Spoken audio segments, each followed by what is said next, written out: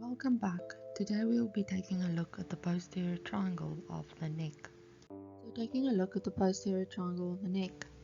The borders of the posterior triangle of the neck include that of an anterior border, which is the posterior margin of the sternocleidomastoid muscle, a posterior border, which is the anterior border of the trapezius muscle, an inferior border, which includes that of the middle third of the clavicle, and then an apex just after the semispinalis capitis muscle, which includes the sternocleidomastoid muscle and the trapezius.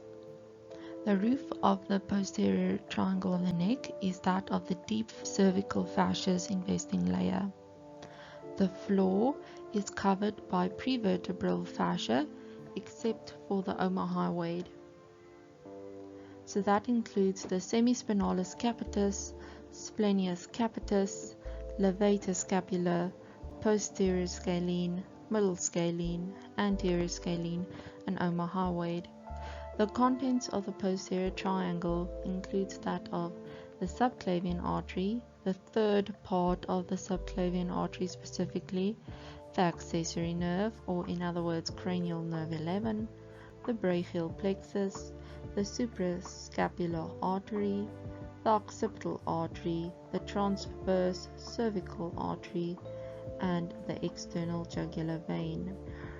Please take a note that the accessory nerve or cranial nerve 11 follows a course of the jugular foramen going to the foramen magnum, to the posterior triangle, which we are busy with now, and the accessory nerve, very important to take note, the accessory nerve or cranial nerve 11 innervates the trapezius muscle and the sternocleidomastoid muscle.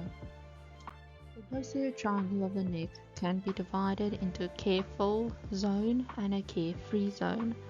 This is done by the accessory nerve or cranial nerve 11 that runs posterior inferiorly across the posterior triangle. This is indicated by the green arrow. So just take note, it's the accessory nerve specifically that divides the posterior triangle into the carefree zone and the careful zone. So basically in the careful zone, great caution must be taken when working in that area. However, in the carefree zone, not that much caution needs to be taken.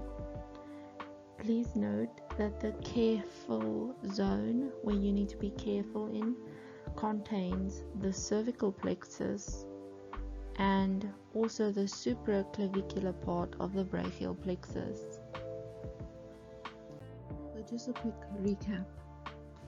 Which nerve innervates the trapezius muscle and the sternocleidomastoid muscle?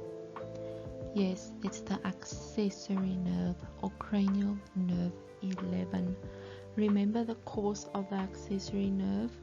It goes through the jugular foramen, then the foramen magnum to the posterior triangle, and the innervation of the accessory nerve includes that of the trapezius muscle and the sternocleidomastoid muscle.